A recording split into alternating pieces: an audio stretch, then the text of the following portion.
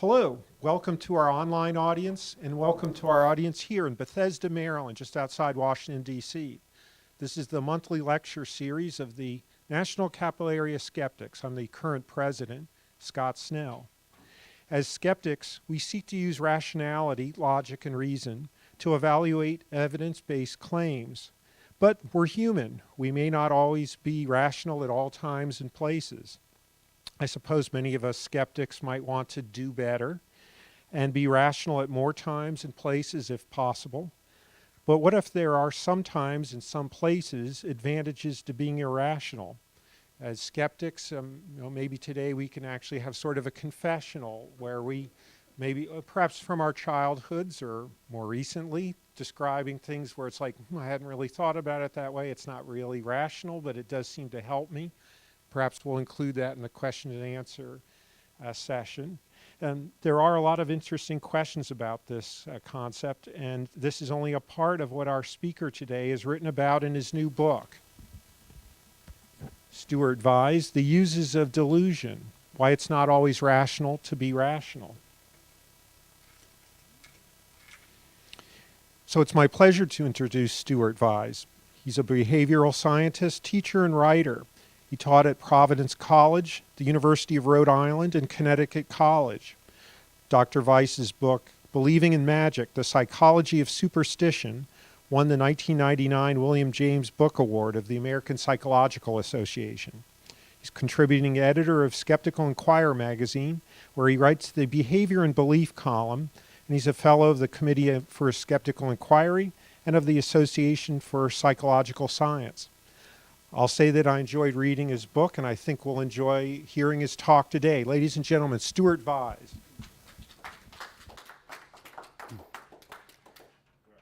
Thank you, Scott. It's great to be here, and for those who are not in the room today, I'm very thankful to those who are, because it's a beautiful day outside this afternoon on a Saturday afternoon. So thank you for coming, and it's great to be with you all. This is my first real contact with the National Capital Area Skeptics, and I'm happy to meet you all. And thank you for accepting my invitation to talk about this book, honestly. So just to recap briefly and a little bit of shameless self-promotion, this is probably the book I'm most well known for up to now. It's called Believing in Magic, The Psychology of Superstition, and it was updated in 2014. And I really like that it has a black cat on the cover of it. More recently, and superstition has been the thing that I've been associated with. Whenever it's Friday the 13th, I don't have to look on the calendar because people start calling me up to comment and so forth. But this book came out 2 years ago, and it is in the Oxford University Press very short introduction series. They're these little books. You see them in a kiosk at Politics and Prose or someplace, and there's like 700 of them. And they invited me to do the one on superstition, which was quite an honor, because there actually is no one sort of volume thing that covers the whole gamut of the history of superstition, what it, over time and so forth. I'm a psychologist, so I actually had to do quite a bit of research to write it, and I'm happy with the result. And then, as was mentioned, since 2016, I have been writing for Skeptical Inquirer, which has been a great joy to me. When Barry Carr invited me to do it, I was delighted, and I hope to do it for a long time. By the way, I chose that cover because I love that little kid, and also this particular article online, which was also printed in the magazine, mentions the comet ping pong, thing about the guy coming and trying to shoot up Comet Ping Pong. Is that the right name of the place? Down the road here. We may go to dinner there tonight, I don't know. But and then this is the current book, and it's available in Kindle Kindle audiobook and the regular hardback, which you've seen. So I will say that when I started this book, and as I was writing it, I was worried that I would sort of get kicked out of the club for writing it, because I am a rationalist, like I hope all of you are. But as I wrote about, for example, when I talked about superstition, I kept bumping up with the fact that at least for some people, in the moment as they're exercising their superstition, it clearly has some psychological benefit, or they wouldn't continue to do it. Obviously, doesn't have any magical effect, but it makes them feel better to do it than to not do it. And as a scientist, I had to sort of acknowledge that that was true. Whether that was desirable or not is another question, but it was true for them. And so I got working on a number of other topics where that seemed to be the case. And what I've decided to do with this book, I'm giving a number of talks on the book, and what I've decided to do to make it more interesting is to slice up different pieces of it to talk about in each talk. I gave a talk for Skeptical Inquirer Presents recently, and I talked about the Patty Hearst chapter on personality. And today I'm going to talk about these two. These are sort of the artsy titles that don't tell you really what's in them. So to translate, the topics I'm going to talk about today are overconfidence and unrealistic views of yourself, and then also optimism or overconfidence in health. And these two chapters kind of go together. But there are others that I'll be talking about later in the future, and of course there's the book available too. So to start with, it's probably worth thinking a little bit about what it means to be rational. And so there are two, philosophers talk about at least two forms of rationality. One is epistemic rationality, which has to do about having good beliefs. Epistemology is about knowledge and beliefs, and so beliefs that are grounded in evidence and are logically drawn from that evidence. And then instrumental rationality is that your actions then are based on those sound beliefs or not, right, if you're irrational. So I found that a helpful metaphor, and this is the only real diagram in the talk, but this is sort of a model, and it's one of many that might be used to describe what they call rational choice theory, which is something that psychologists and economists are concerned with. And basically the idea is that we all have desires that we want to fulfill, and in some cases there's not a lot of thinking that's required. If I'm thirsty, I just grab for the bottle and drink it. I can do that without having to engage the heavy equipment. Whereas other actions that we have are clearly based on our beliefs about the world, right? And so to be rational, then those beliefs have to be well grounded in the information that's available to you. And this little circle is supposed to indicate that you might have to repeat some work in order to get those beliefs to be sound before you then use those to modify action. Sure.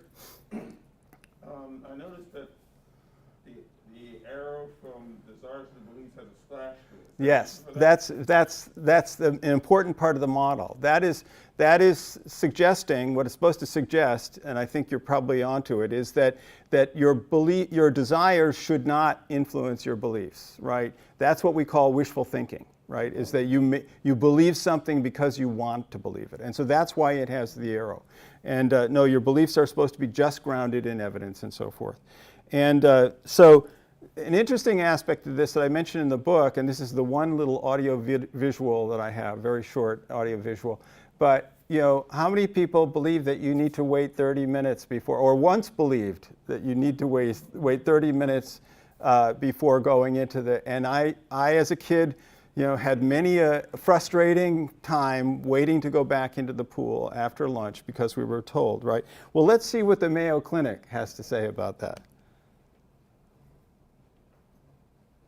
Generations. When I was growing up, I remember my mother telling me, not to go in the pool until it was 30 to 60 minutes after I had my last meal. Dr. Michael Boniface, an emergency medicine physician at Mayo Clinic, says he remembers the anticipation all kids experience waiting those 30 to 60 minutes to pass before he could jump back in the water. The old feeling was that after you eat, some of the blood may be diverted to your gut so that you can digest, diverting the bloodstream away from your arms and legs, and you make it tired or fatigued and be more likely to drown. But is this recommendation to wait based on fact or fiction? And we know now that really there is no scientific basis for that recommendation. You may end up with some stomach cramping or a muscle cramp, but this is not a dangerous activity to routinely enjoy.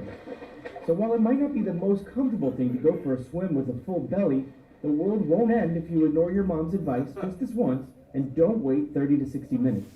For the Mayo Clinic News Network, I'm Ian Roth. Okay, so this was a belief that I would suggest was rational at the time, right? Because it was based on a sort of logic. He lays out the logic, but there really was no data to back it up, right? Now we have data, and the data suggests that you shouldn't have 3 martinis before going swimming.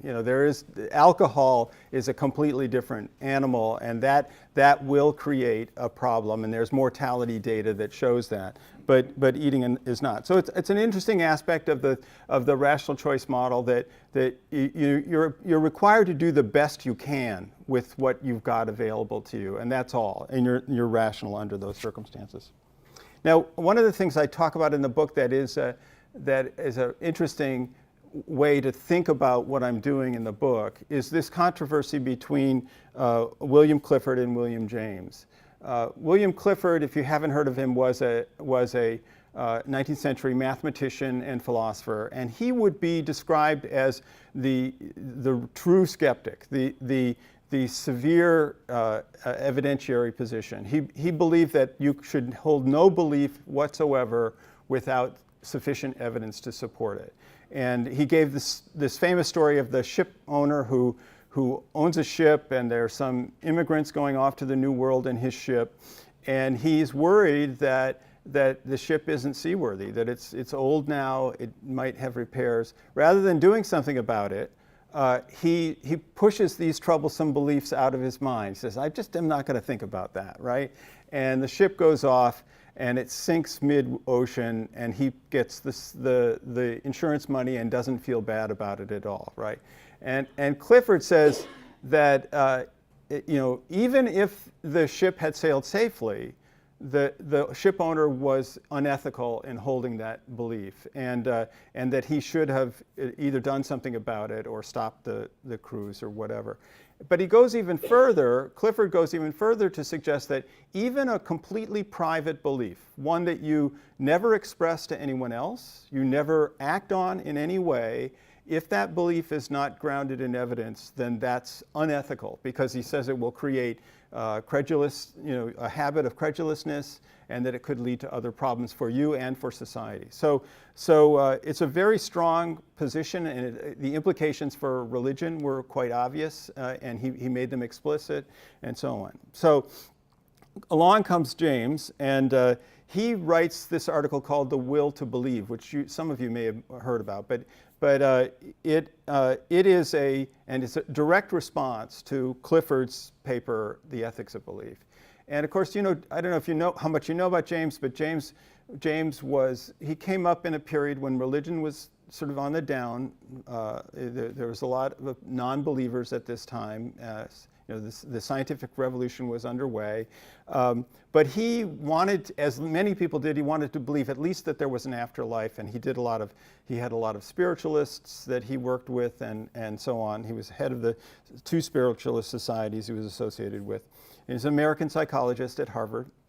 And he wrote this paper directly responding to Clifford, in which he said that under certain circumstances, you could hold a belief without sufficient evidence if, for example, you couldn't put the question off, it wasn't just something that was trivial, and if there were benefits to you in holding that belief now, even if there was insufficient evidence. So this Jamesian position was associated with the pragmatist school in philosophy and psychology, that certain beliefs have pragmatic value, whether they're valid or not, whether they're true or not.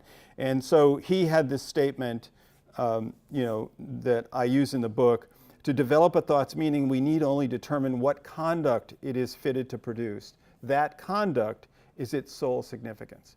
And so this is the sort of pragmatic view, like what's going to happen as a result of this belief. That's what we really should look at. And of course, he was trying to eke out a space for religion in his view.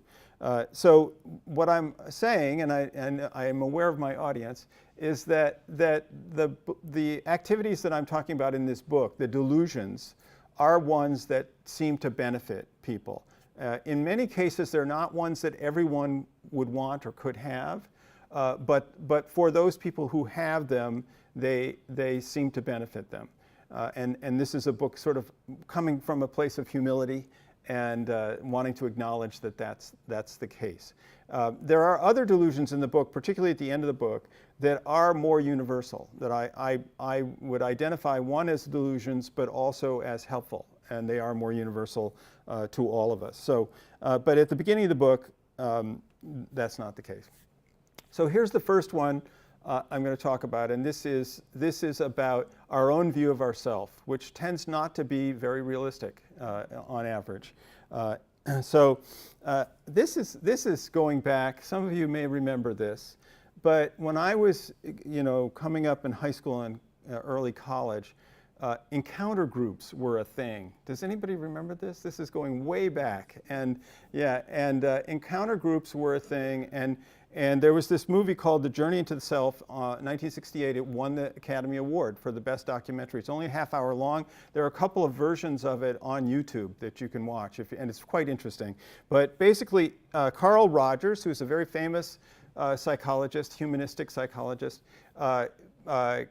put together 8 people, I believe it was, for 16 hours or something over a weekend, and they never met each other. They're from all parts of the country. They're different races, and they basically sat in chairs, smoked cigarettes, drank coffee, and spilled their most intimate worries and so on and so on. And the theory behind the encounter group was to get to know yourself, your true self, right? And what was it like to know other people's true selves? And Carl Rogers, again, thinking sort of logically but not necessarily validly, felt as though this was the thing to do. If you wanted to have good relations with other people and feel good about yourself, you should know yourself really well.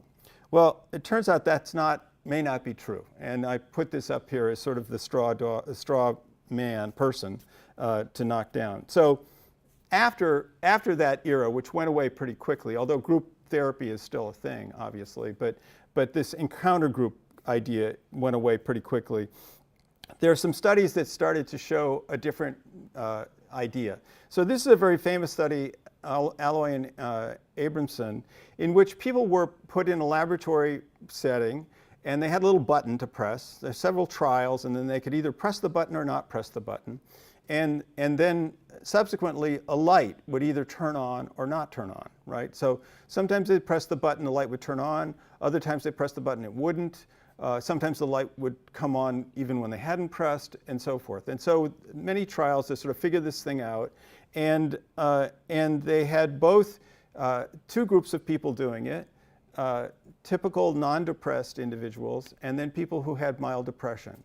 And the surprising result was that when asked later to estimate how much control they had over the light, the typical people greatly overestimated what their control over the light was, whereas the mildly depressed people were quite accurate they didn't underestimate, they were accurate in describing how much control they had. So I've always loved the subtitle of this article, which is "Sadder but Wiser," right?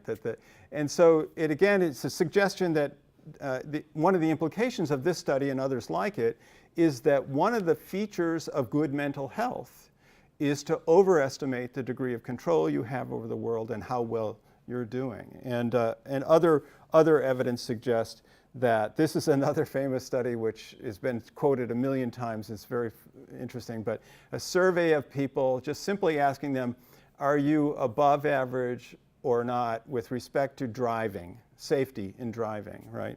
And this is back in 1980. And 87.5% of Americans said they were above average. This is the Lake Wobegon thing, right? Now, and of course, you know, do a little thinking and you'll realize mathematically that's impossible, right?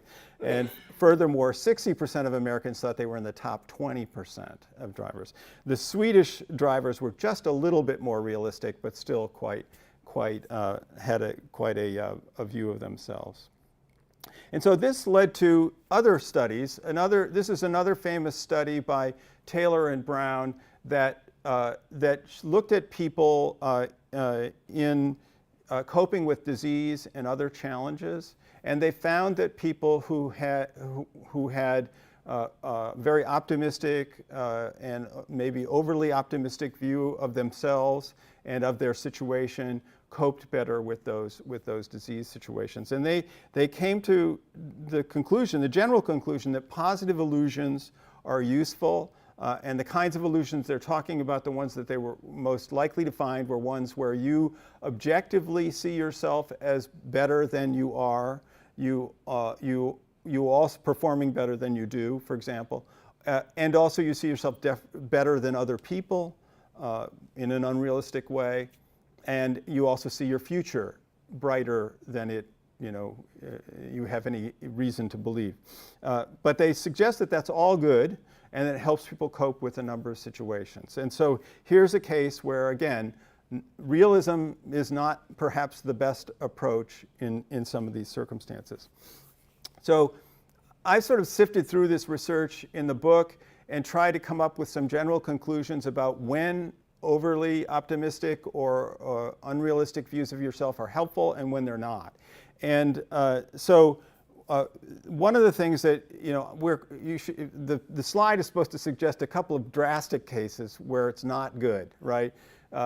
Overconfidence with respect to loans and the banking industry may have led to the 2008 crash.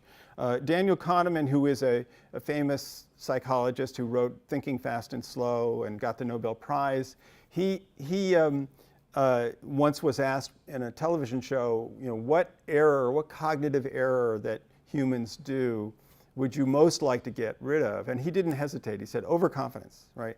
And I think he probably was thinking about these signs here. And it's also the case that, when you're launching a business, right, the 50% of businesses fold within the first 5 years or something. So that's a dangerous time too. I would agree with him in terms of when you're standing at the precipice and you're about to launch some new enterprise that has a potential big downside, right? The most classic case is launching a war, right? We hope that Putin is beginning to realize that he was overconfident. But in any case, at those instances, when you're starting to launch a war or launch some enterprise or a business, that's probably when you should be coldly realistic and not overconfident, because there are downsides to it. But on the other hand, once you're underway in an enterprise and you're doing it, then overconfidence has its value. And so this is a study that I found that was really a clever way of showing how that works in terms of maintaining motivation day to day on the daily grind, that being overconfident and saying, yes, we're going to do it, is a positive thing. So this was a study done in Germany, and very simple. This is a computer screen. People were brought in one at a time at a computer, and they were told that these are like little sliders, and they had a mouse. They would grab each of those triangles, and they would try to move the triangle to exactly where the 50 mark would be. The line is marked from 0 to 100, and they had to estimate exactly where the 50 is, and that was that. And there were 11 of them on each screen. They had 55 seconds to complete it, and they would be paid a nickel or so per each one that they got right. So, and there are 20 screens. So they sat down, they got to work. Now, at the end of the 20 screens, this is where the manipulation came in. The group was split in half. And of course, they're all being tested individually, so they don't know what's going on in the experiment. But the group was split in half. Half of the people were, for the first time after the 20 screens, were given their results. They got the feedback. And what resulted was that most of them were realizing that, oh God, I'm not as good at this as I thought I was, right? That I am not. They were asked to predict how well they did, and then they were shown their results. And so their bubbles were burst. About 80% of the subjects in both groups overestimated how well they would do. So one group had their bubble burst. The other group was just asked how well they thought they did, and they were not given their results. And then both groups were asked, okay, now we're done with the first part of the experiment. You can now continue with more screens, and we'll pay you at the same rate, and you can do as many screens as you want. You can quit whenever you want, but you now have the opportunity to go on and make more money. Well, as you might imagine, the group that had their bubbles burst were not the same as the others. They quit sooner. They had been discouraged by their results. They quit sooner, and interestingly, their accuracy rate actually went down in the second half, further down. Whereas the people who had not gotten feedback about their own results and they'd been asked what they thought they did, they went on, they significantly more screens, worked for more screens, and their accuracy rate remained about the same. It wasn't great, but it remained the same. So it's an example in a very easy sort of experiment of how being overconfident appears to maintain your motivation, keep you going in a situation where you're not getting direct feedback to the contrary, which if you think about it, in many work situations, that's pretty much the case. You're working each day, you're thinking you're doing a good job, you're not getting real direct feedback about how you're doing and so forth. So overconfidence does seem to be a benefit in many situations. Here's another one, competitive situations. And I put these up here.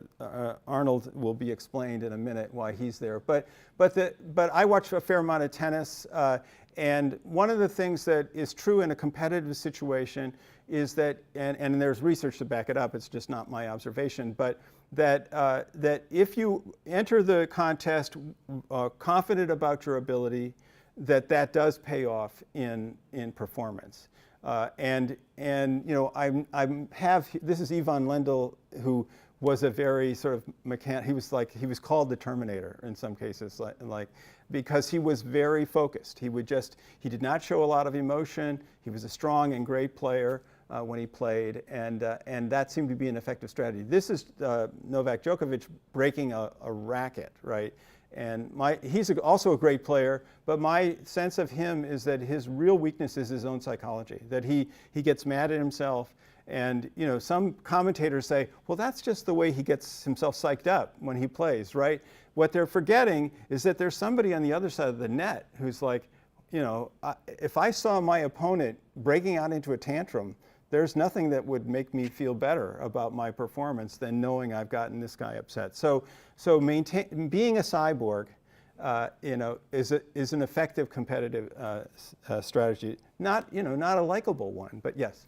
I would say that Djokovic, I guess he's ranked number one. Yes. Despite his psychological Yes. weaknesses he perceived. Yeah. No, he's Successful. Yes, he is. He is. He just lost to Rafa Nadal in the French, but he did have a little bit of. But he has very few weaknesses in his game. That's true, and so I expect him to continue on. But I think this might be the only one he has is his psychology. So, so anyway, the idea here is that in an ongoing effort, overconfidence about yourself and your future can be a benefit, and in a situation where you're a leader, it can also be contagious with respect to your staff. That they will also feel that way. So as much as we don't really want to be cyborgs or zombies, the thing that makes them so scary is that they just keep coming. And that's their deal. Okay.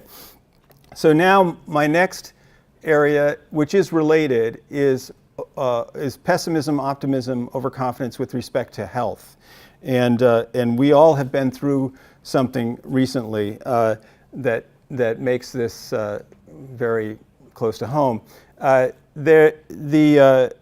If you recall, a couple of years ago, we didn't have much basis for rational choice, right? We didn't know a whole lot. And so it put people in these categories of being really extremely cautious, wiping boxes off, wearing plastic gloves, all these kinds of things.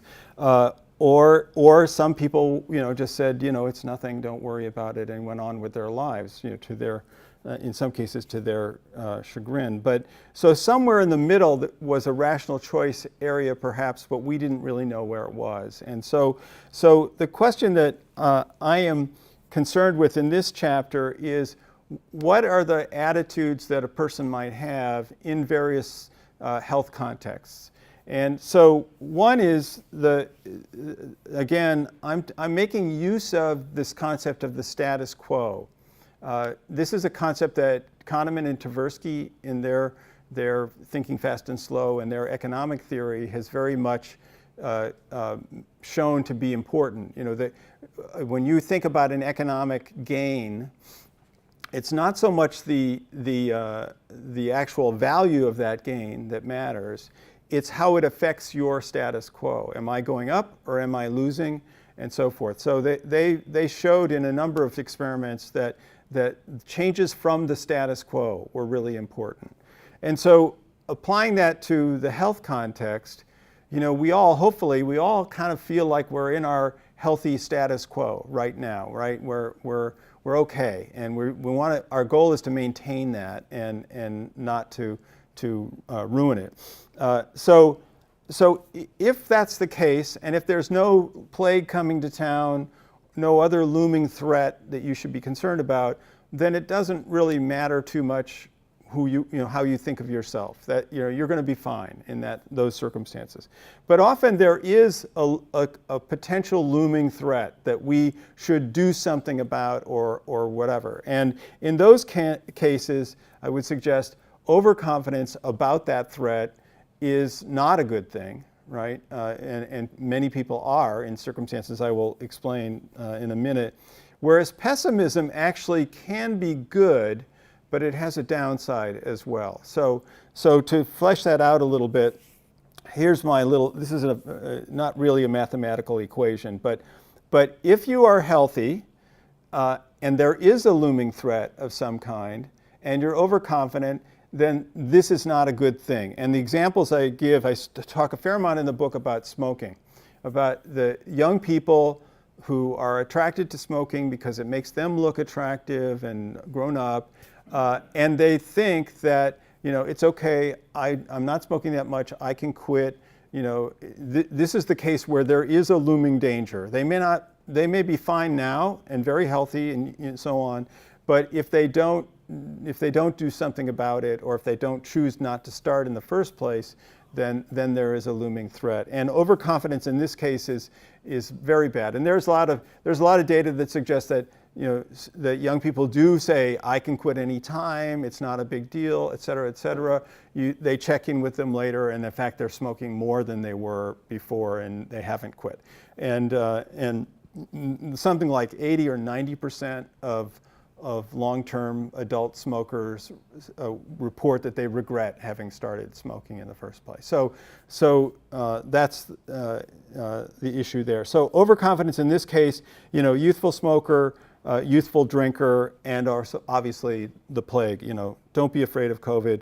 Don't let it dominate your life, said a former president of the United States. I would say that part of that Trump quote that isn't in there was, be careful, but don't be afraid. Oh, okay. So it's slightly. Somewhat different. Yeah. Although he was in the hospital at the time he said it, I think. Yeah. Exactly. Be careful, but don't be afraid. Interesting. Yeah. It's too bad well, we won't go there, but he never wore a mask in public, almost never, and didn't get vaccinated in public. This is an interesting aside while I'm talking about smoking, because I don't know how many of you are familiar with Gary Becker. He was a Nobel Prize winning economist from the Chicago School. And his innovation was that he took economics and started applying it to other questions, not just finance and the usual topics, but things like addiction, for example. And he was the one, and other people have gone into that. Now economics seems to be covering, if you ever listen to Freakonomics or have read the books, they're talking about everything now. They're applying their models to everything, and good for them. But Gary Becker actually proposed, with respect to smoking, a theory of rational addiction, in which he suggested that some young people, he didn't go so far as to say that all young people, but he said that some young people may actually be taking the future into account in making their decision to smoke now. They're smoking now, realizing that may cost them more money in the future and may cost them some health in the future, but it still makes the cost-benefit analysis for them. To me, and there isn't much data to back that up. As I said, many adult smokers regret that they ever started, and so there isn't much data to back it up. But it was an interesting theory, and as is the case with he was a fairly conservative, classical economic theorist, and as is the case with many of those theories, they see us as being very clear-eyed about the future, and we're not. I mean, that's the reality, is that we don't value the future as much as we should, or as accurately. Let's put it that way. And so this theory is not held up, but I throw it in there as an interesting side note. So now, what about pessimism? If you're healthy now, there's a looming threat. You're worried about it. It's interesting. There's some studies that were done pre-COVID. But in Japan and elsewhere in Asia, about people's behavior when one of the SARS epidemics was coming. In Asia, they had more experience with these kinds of viruses and so forth. And what was discovered was that individuals who they call it defensive pessimism, that even when you've done well in the past in many situations, there are people who are, and you may be this way, or under certain circumstances, there are no people who perform well, but predict sort of bad results for themselves, worry about the bad results, despite having done well in the past. And those people would take protective action. They would, wear masks, they would clean, they would try to avoid infection and so forth. And so here's a case where being maybe unrealistically pessimistic about yourself and the circumstance actually brings benefits. Whereas people who were not pessimistic, who were confident, they did not take protective actions. Back to that situation I'm talking about, where if you're confident, you don't. The only thing is that, unfortunately, it's a double-edged sword. The thing about being confident, no matter when it occurs, it feels good, right? Feeling confident feels good. It's its own reward in the moment, right? Feeling pessimistic about the future, even if it's defensive pessimism, doesn't feel good in the moment. It's unpleasant, right? It may stimulate protective action, but basically it's not fun in the moment. So it's a bit of a trade-off. So the importance of the status quo. If now I'm switching to the situation where you're not healthy as your status quo, right? Up till now it's been you're healthy, but there's a looming threat, right? Now, what about the situation where you've lost your status quo? You're either sick or you're injured, right? And I think if you've ever been in those situations, now we have a strong motivation to regain the status quo. In this case, overconfidence about that, and this goes back to that original study I mentioned, the Taylor and Brown study of positive illusions, that they found that people who are overconfident about themselves and their ability, and in some cases had unrealistic ideas about how they got the disease and why, but those people coped better and were more motivated to do whatever rehab that they needed to do. Whereas people who are pessimistic, as you can imagine, that tends to lead towards towards acceptance and low motivation and inaction. So I have the couch potato guy as the symbol of that. So anyway, so that's health and so on. And those are basically the two main topics of the chapters I wanted to talk about. I wanted, so to sum it up a little bit though, mention that, this is not for everybody. It's one of those situations where this is not a self-help book where I'm now going to turn around and say, now here's how you can be confident in this situation, or here's how you can become a defensive pessimist in this situation. It's a case of individual differences. By the time you're an adult, you are either this way or you're not in those circumstances, and that's got to be a function. As a psychologist, I would say that's a function of nature and nurture. There may be, you're born with a certain temperament, and then you have some experiences that either build your confidence or don't, and that's that. And so as a result, these are interesting observations, but they're not necessarily going to apply to every single person. And the book is not about turning you into one or the other person. It's just about acknowledging that this is the case, and that clearly by now I hope you recognize that Carl Rogers' idea of perfectly understanding yourself realistically turns out not to be part of our psychology. It is not, and maybe that's a good thing that it's not part of our psychology. Okay, and that's that. And then at the end of the book, and I'm now essentially at the end of the talk, the end of the book, there are more delusions that apply to everyone as opposed to these ones that are more individualized. So I have a chapter on dreams, and because what's more irrational than dreams, right? And it turns out that there have been a number of theories about what dreaming is, and sleep is still, if you ever wanted to send somebody off into an area of research that we still don't know a lot about, sleep and dreaming is still a very vibrant area of research. It's not easy to do research. You have to bring people in the lab and put them to sleep and put wires on them. But it's a situation that we still are just learning about what sleep is about, and dreams as well. But it used to be the more recent, like when I was coming up, what I was told about dreams is that they were sort of a side effect of other things that the brain was doing while you were sleeping, right? The brain was doing some housekeeping work, was on standby, doing housekeeping work, and dreams were the sort of meaningless spin-off of that. I mean, earlier, of course, Freud had crazy ideas about what dreams were, and I cover a lot of that in the chapter. But more recent research suggests that the actual crazy content of the dreams benefits us in the waking world in interesting ways. And so that was new to me, and that clearly applies to everyone. The delusion of personality I talked about in my Skeptical Inquirer Presents talk, and which is online if you want to check it out. And then the last one is the big kahuna, the one that everybody is has trouble with, but the illusion of free will, the delusion of free will.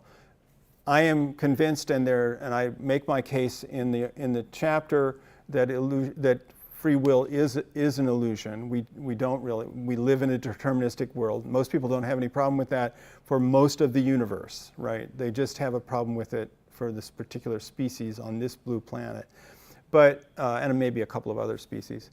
But it's a delusion in my view, but I think it's also a very useful one, that it benefits our species considerably, and probably we evolved that delusion, in a way that has helped us, because it has helped us. So that's basically it. Thank you. All right, if there are any questions, I'll come around and get you on the internet here. I guess just partly related, I was wondering about your take on mind over matter. I mean, somebody's got a headache and said, well, I can make it go away, and it goes away. I mean, and that's different than I have a fracture and I can make it go away. Yeah. And there are all sorts of context related to, mental health with that and physical health. And yeah. what do you think I about mean, I think there are relationships. Obviously, if you think about it, the placebo effect, right, is a psychological phenomenon that produces real physical effects, and it is powerful. I mean, the suggestion has been that something like 60 to 70% of the effect of the serotonin reuptake inhibitor drugs like Prozac, 60 to 70% of their effect is placebo, and only a little bit more is the drug itself. So there's no question that there are, I mean, that's why these people found this research that suggested that people who were very positive about their disease and their recovery coped better psychologically and did the things that were supposed to. I mean, I don't want to push it too hard. I mean, if you have cancer, right, it's not necessarily the case that you're going to cure it. We're not going in that direction. But if you're in a situation where rehabilitation of some kind or other kinds of things that you can do would benefit, it's clear that that this does help. So, yeah. Thank you.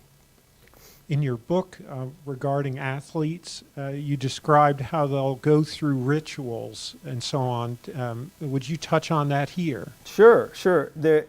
One of the chapters in the book, I mean, as I mentioned to you, I got onto this topic because of superstition, right? And the fact that one of the questions, the burning questions that has been part of this question, the study of superstition for quite a while, is obviously there's no magic. We all agree that there's no magical effect of a superstition. But in a skilled activity, like athletes, who are constant, baseball players have lots of superstitions, and soccer players, would it be possible that the psychological benefit, whatever it is, of the superstition leads to better performance? And there have been a couple of studies to try to prove this, and it hasn't, for the most part, the results are murky. One study, a famous study done in 2010, showed an effect in a laboratory setting. A much larger replication of it failed, and a couple of times.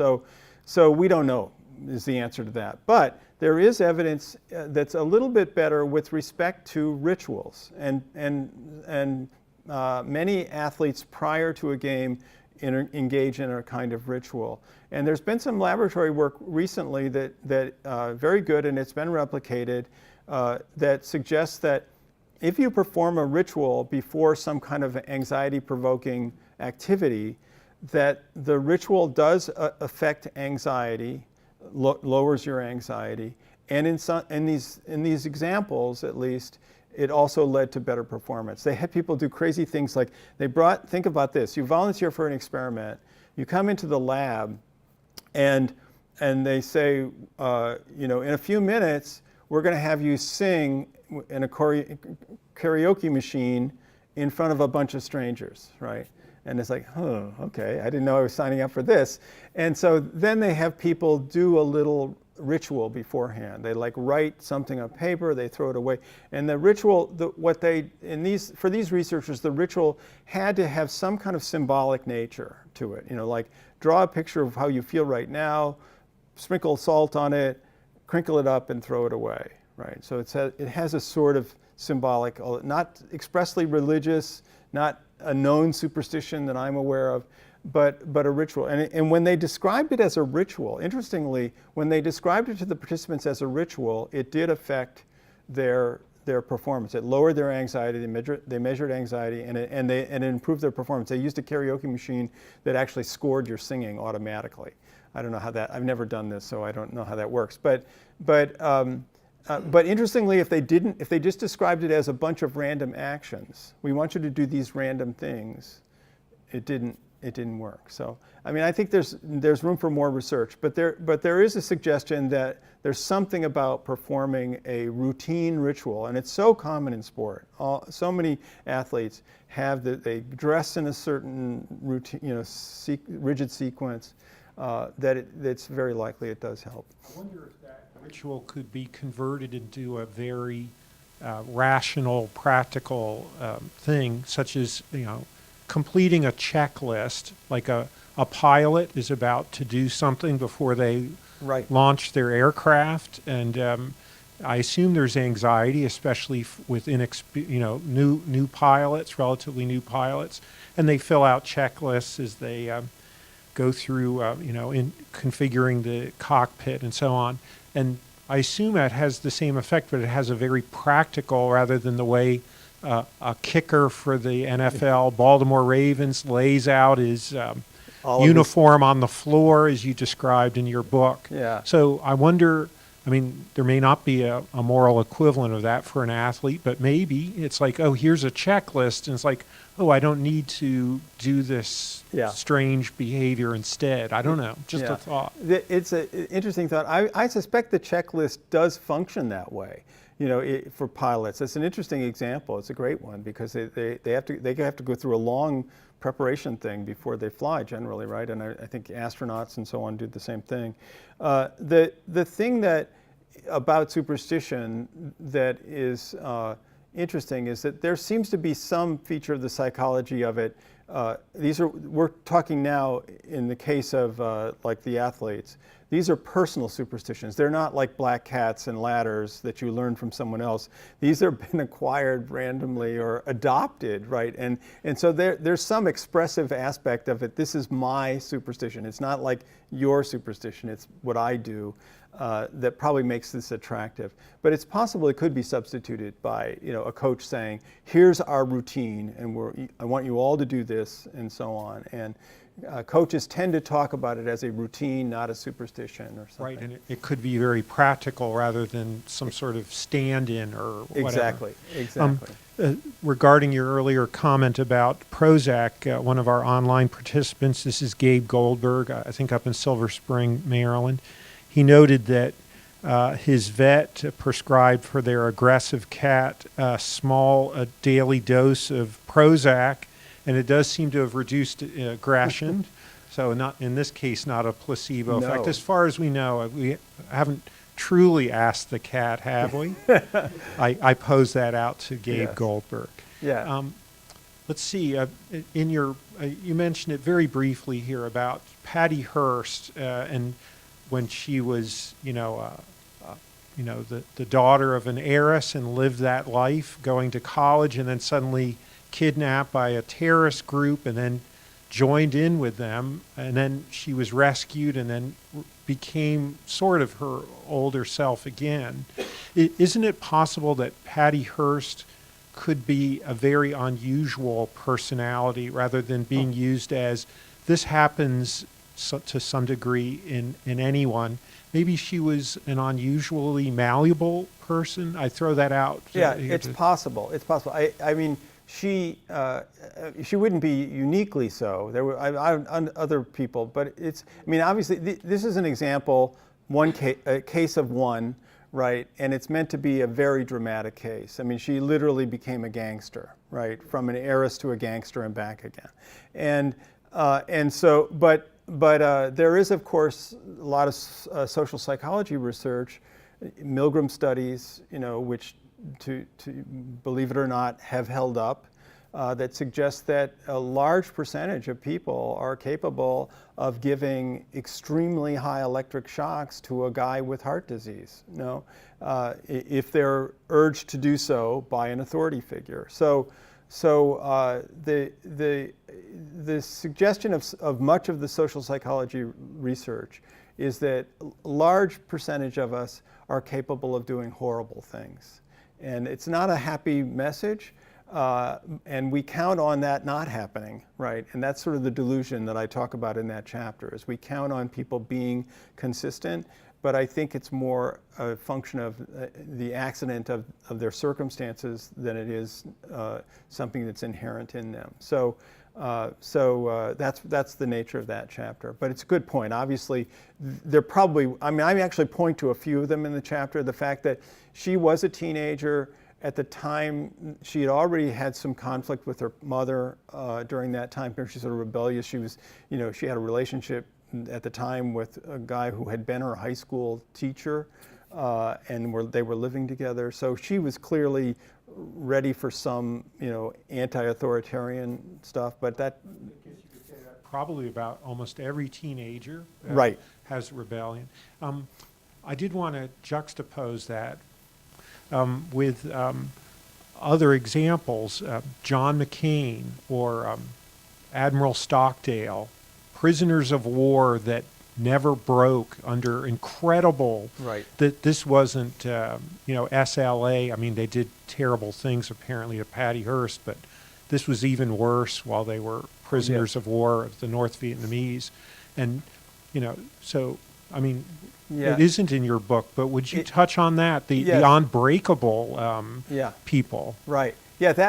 It's that interesting because I got detoured, but I actually did start to look into McCain as an example of that, and I wanted to know, like, how did he do it? Right. What helped him get through and so forth. And I know he has written about it, but no, there are. This is, as I said, the shock experiments that Milgram did. I think 80% or so of people went the whole way on the shock panel, but there are 20 or there are some people who rebelled and said no, and it depends on the psychology of the situation. Is different in different cases. How McCain and these other examples did it, I don't know, but it's and we probably it would be great to know how that was done. But I'm talking in just sort of general terms that people are capable under the right circumstances of doing some pretty horrible things. Not everyone, in not all circumstances, but. I have a question for myself here, and that is there perhaps a distinction between superstition and an unexamined belief where people are like, you know what, I never really thought about what I'm doing before, sort of an absent-minded. I'll give an example. A NASA engineer I know where, I was riding with him and he was close to the driver in front of him as we were going. And I said, typically good to have 2 seconds, between you and whatever Right. landmark you're driving past. He's like, but then other people will cut in. And it's like, well, then you just drop back. As long as you keep going basically the same velocity, you'll get where you're going. And I think that was an unexamined belief on his part. Yeah. That, and some of this might turn out to be, you know what, I never thought about it before, and then they simply stop the behavior. Right. I wonder, is that fit within the type of examination? It isn't explicitly in your book, but I No. wonder. I would put that into this situation of, if you think about the rational choice model, right? Like he had a belief as to why he was doing it the way he was, but he hadn't done the thorough, examination or consideration of it. So it's not a superstition. It's a false belief and an inefficient behavior, right? But it's based in not applying the model in a rational way. I think that superstition is more often a case where they are denying the obvious truth. It's not, like the superstitious person typically often knows that it doesn't make sense, but they believe it works. And so it's different. Some people would say that you can't be superstitious unless you're actually aware that this is now magical thinking and different. But so, Are there any other questions? I guess Ernest, I'll be right there. Yes. When does delusional thinking cross into obsessive compulsive behavior? yes, I mean, this is what, that's a question that I have had asked to me since the very beginning of working on superstition. In fact, there's a whole chapter in my first book on superstition about the difference between superstition and obsessive compulsive disorder and other psychological disorders. But I mean, obviously, first of all, I don't think there's a direct connection. I don't think that the superstitious person, if they go too far, becomes. I think you are obsessive compulsive or you're not, and for reasons that are separate. And superstition is so widely, something like 50% of Americans admit to being at least a little superstitious. So there aren't mental disorders. It doesn't make sense to call that a mental disorder at that point because it's part of human nature. But I did interview, years ago, I interviewed a guy who suffered from obsessive compulsive disorder, and he had been interested in my work, and he actually contacted me. And so I had the opportunity. I said, well, what's the difference, right? And he said, first of all, he was a very smart guy. He graduated from Stanford, and really interesting character. And he said it's a quantitative difference that becomes qualitative, right? And that's the way he said it, in terms of the rituals that he and the compulsions that he did. And secondly, he said, I never experience these things as pleasant in any way. They are unpleasant. You know, he has to do them. He doesn't do them because they make him. I mean, it's more escaping, pain and not something that he relishes. So there's something there. And as I say, the studies that I'm aware of show no direct. Kids who are superstitious as kids do not necessarily grow up to be obsessive compulsive, adolescents or teenagers, as far as I know. But anyway, that's my answer on that. Thank you. Sure. I wonder about the future of artificial intelligence, and my dream is that our smartphones of the future really will be smart, and that we'll have our skeptical buddy on our belt with us, and perhaps also engaging us in this type of conversation or concept that you're discussing today, where it's like, oh, you don't really need to do that, do this instead, or something where we might be weaned off some superstitions or channeled into practical, like the checklist I described with you earlier. I wonder if you have any thoughts about what the implications for our irrationality will be if and when we get really smart phones, Yeah, I mean, I think it could only help if there's an easy way to do that, to apply it. Like, you can't check the phone while you're driving 2 seconds behind the other person. But there are a couple of things. One is that you have to use it and you have to respect it, right? There are a lot of people out there who think they know what's best without checking anybody. And the software would have to be designed in such a way to have that practical aspect to it. It's not just like asking Wikipedia, what about this? For example, I was gratified to be able to find this very quick explanation of the swimming myth, right? If there were things like that you could check any minute and therefore base your beliefs on more sound evidence, that would be great. You also have to be aware that there's an issue, right? And that's maybe the hardest part, is that if you're doing things out of habit or out of an unsound belief, but you have been doing them for a while, you may not realize, unless there's a guy like Scott in the car with you who brings it up, that there's another way to think about it. And so that will be part of the issue too. Again, I don't want to monopolize, but I have questions. Go. One thing of interest to me is encountering art, whether it be fine arts or the opposite or somewhere in between, that some often represents irrationality of some sort. I'm wondering, you didn't touch on that in your book either, and I would have loved for you to. Oh, that's a great and idea. It's just, I'm maybe planting ideas for a sequel, and you can Exactly. leave me off, unless it turns out to be a very successful book from an idea by Scott Snell. But the idea of, encountering art and then all the different possibilities here, something that's profound, something true, or maybe some of our popular arts where it's like, my God, they can't even simulate a human conversation in this movie that I'm watching. Yeah. I'm wondering about that. And even I'm asking too many questions. No, but it's a good question. I'm not sure whether, I'll tell you this. I wrote an op-ed piece a long time ago in which I suggested that for a person who's not a believer, who's not a religious person, there are other sacred places. And one of them is art museums, and generally for me personally, it's a place where it's either you're appreciating nature, like, in a natural history museum, and you get to see these wonders of nature, or it is some form of human art, a human creation that creates this emotional response in you. And so I don't, whether that's a delusion or not, it's certainly useful for the person who appreciates it. I love the idea, and if I can work it into the sequel, I will.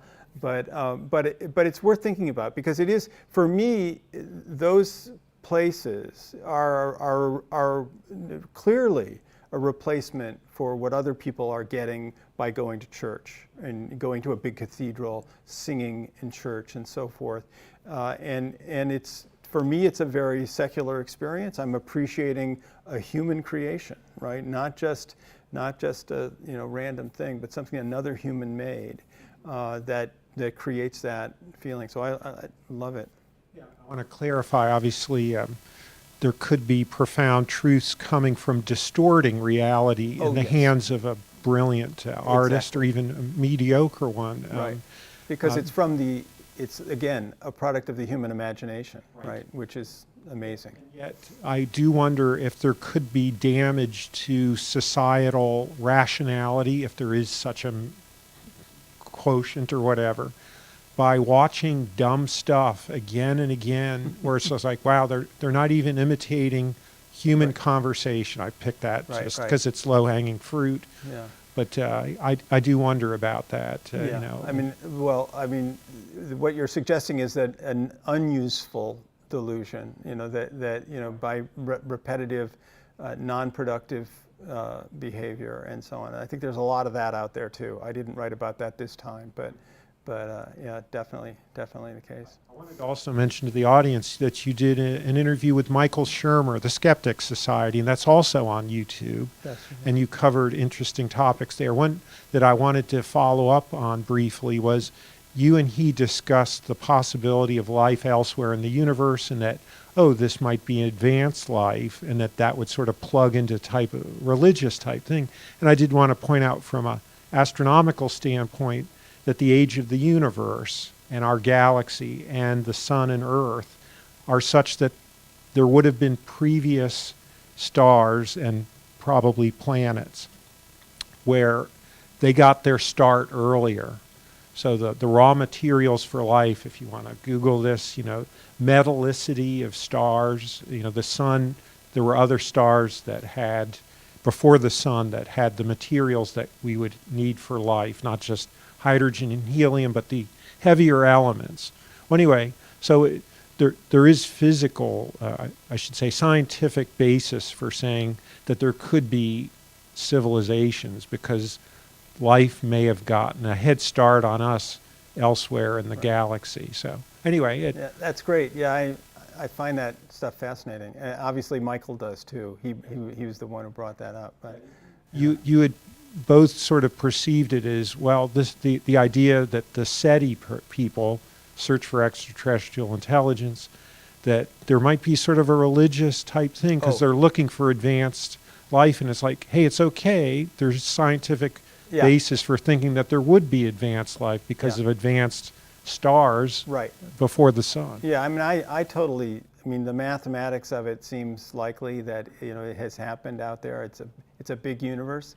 But I think he felt as though, and I think it's true, that the appeal of UFOs and Star Trek and the idea that they have come and so forth is a sort of secular religious angels replacement. Of course, we need evidence. So yeah, that's the cutoff. Like Carl Sagan, as opposed to UFO believers, is exactly, he didn't see the evidence, therefore he didn't agree with them. Right, exactly. Can we touch a minute on free will? I realize that's a gigantic subject. Yeah. I'll be doing a whole thing on it, but if you like, I'll do a quick number on it. Yeah, my thought is, one way is, well, what if you make your decisions based on a random number generator, or flipping coins if you have 2 or 4 choices? Any thought about pushing the edge of there is no free will, where you might come back to, hey, you know what, maybe there is free will in some people, where it's just like, clearly some people are not plugged in to all of the possible cognitive capabilities, and there's where it's like, wow, this person just keeps cranking out innovative ideas, or just a thought, maybe there is free will in some people, or in some people they're just sort of on autopilot. Yeah. What do you think about that? I wouldn't go for that. I would think, I mean, I think there are creative people, and I think their creativity is a function of nature and nurture, right? And there are, you know, like Michael Jordan is just off the chart in one direction, and you know, and so on. But the free will is sort of like, it's either a fact or it's not, right? And it would apply to all of us if it existed. So my feeling is, again, the two main arguments that I make in the book are, one is a logical one, which is simply that, you know, when you think of almost all of the universe, we have no problem thinking of it as billiard balls. You know, the galaxies are not going off into that corner because they're curious to find out what's over there, right? They're just going, right? And then you bring it down to our planet and so forth. And we have no problem with determinism somewhere, you know, it's just us and maybe a few other species, but somewhere between earthworms and us, we have no problem drawing a line, which means that it's a very specific thing, and the rest of the universe doesn't have it. And so from a logical point of view, it doesn't make sense in that way. But I was much more convinced when I got into studying it by psychological research, because what's your evidence that you have free will? Well, your evidence that you have free will is you feel like you have free will. You feel it, right? Subjectively. And this guy, Dan Wegner, who was at Harvard, did a bunch of really clever experiments where, like in a Ouija board, which came up earlier, invented here in Baltimore, or nearby, you know, there are ways in which you can feel as though you're not making something happen when you really are, and other times you can feel as though you're making something happen, but you're not. And he did a number of experiments that teased those apart, showed how easy it was to fool people into feeling like they were in charge when they weren't, and so forth. And that, once you can break that down, to me, that it suggests that it's a psychological phenomenon, not a real one. Oh, yes. Question for you, Scott. Oh, yes. What do you consider to be free will? Well, that's just it. I don't know. I do perceive that there is, you know, some differences between some individuals in our world. You know, in all ways, of course, athletically or whatever, but also perhaps creativity and intelligence and the ability to change things around them. And many of them seem to get publicly noticed, but there could be sort of secret ones among us. I don't know. Yeah. But I mean, even the idea of, what if I were to suddenly, I don't particularly like vanilla ice cream, but I say, you know what, I'm going to get vanilla ice cream and I'll show you. Is that ridiculous as it sounds, or could there be something there?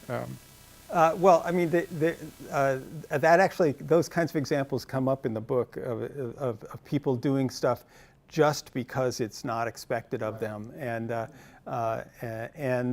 that's a whole interesting psychological thing. But you know, the examples that you point to are ones that, where as observers, they look like they're unique and they've got something, and that it's clearly them that did it, right? We see the product and we see the person. But my suggestion would be that there's an awful lot of life in that person and their experiences that we did not witness coming up. And so individual differences can be accounted for by experiences and you know, inherited characteristics as well, for the most part. It's wonderful when you see it. But I want to say, having made those arguments, the feeling that we do things is a useful feeling, right? You know, it allows a social species like ours to inflict punishments on people, you know, like, and to create guilt, right? You feel like you did something, you know that your social group is not going to be excited about that, you feel guilty.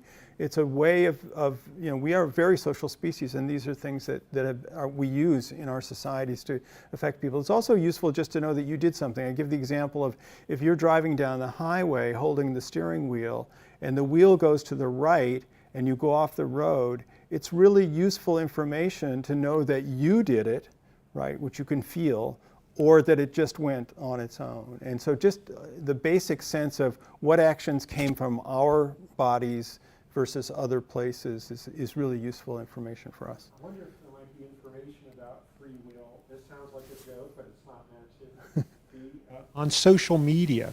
So I see some people and I enjoy what they post in many cases, but they're very repetitive. So Yeah. it's like two topics that they or sometimes one topic, and I've known them for many years. They just keep posting the same thing. And even a member of our board of directors keeps posting the same type of photo, not dozens of times, but possibly into the hundreds, of visiting a particular type of structure with his wife again and again. And of course, it's social media. It's not important, perhaps.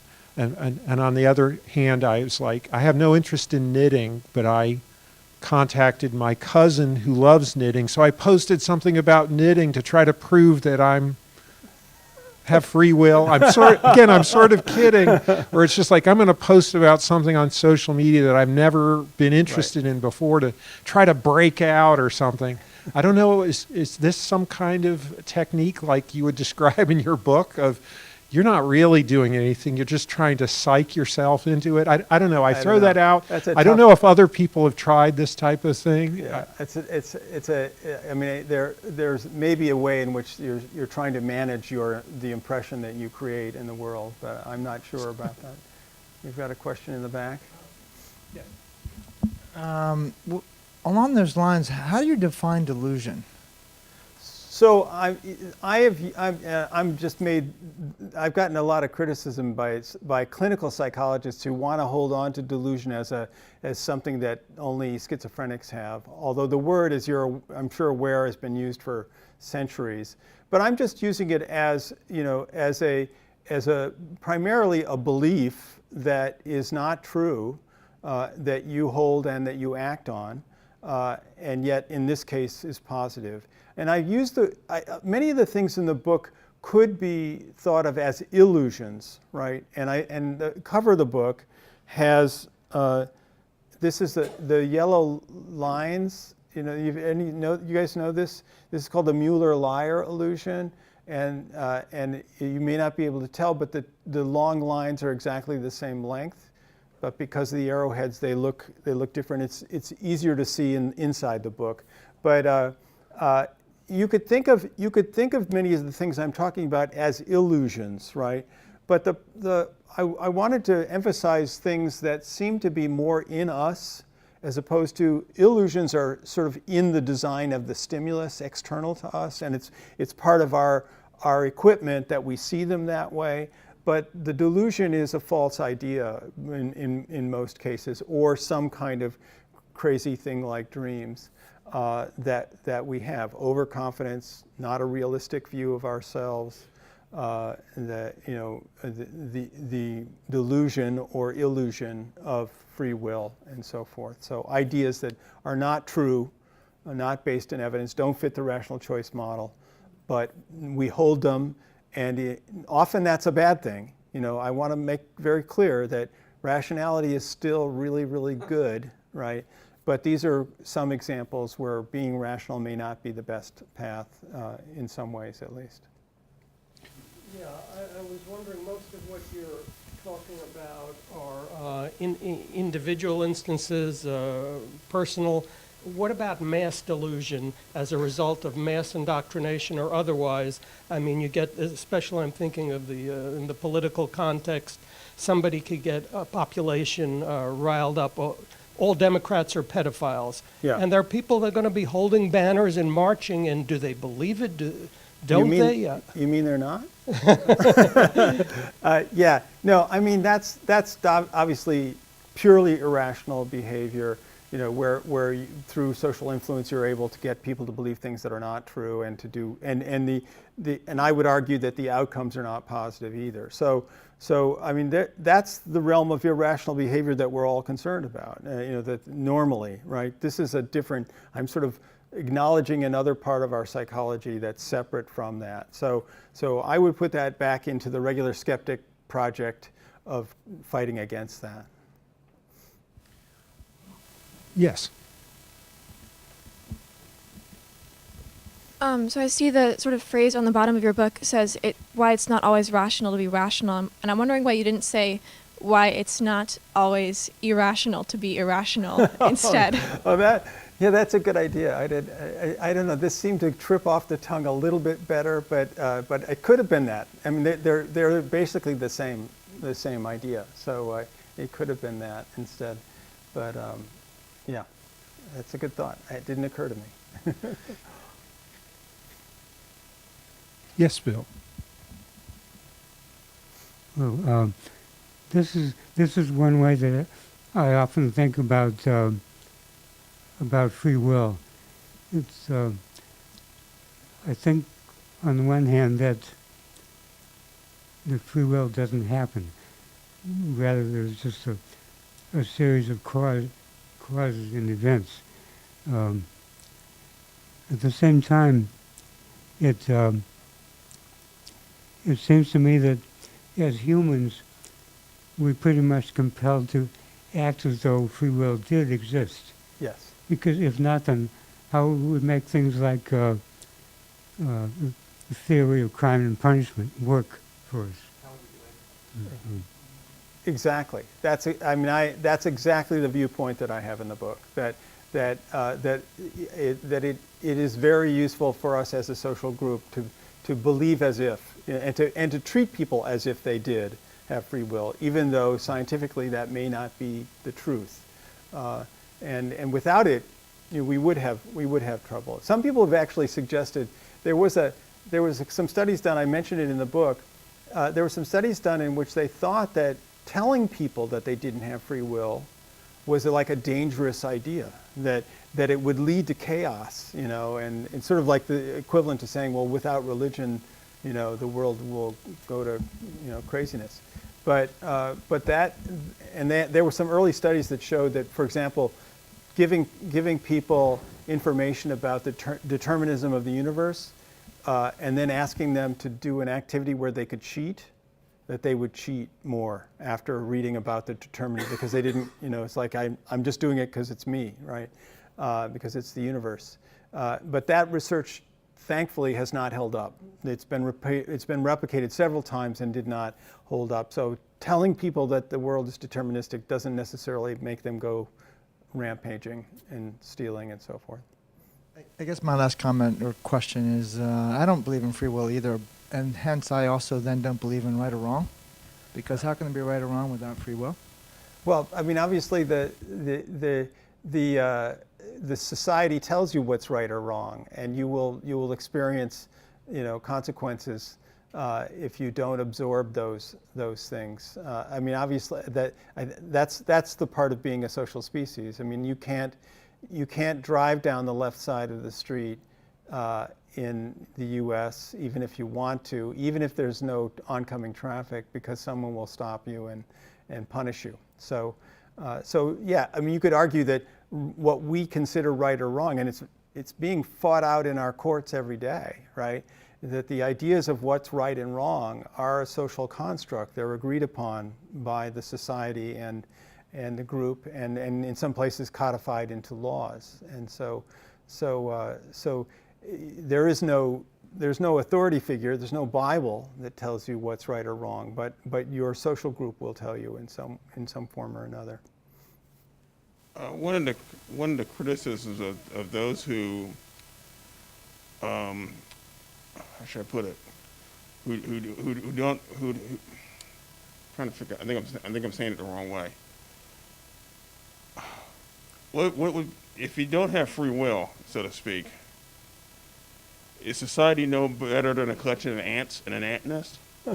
Well, yes and no, right? Like we're animals like they are, right? That there's nothing magical about us except that we have really big brains that make us capable of things they can't do, right?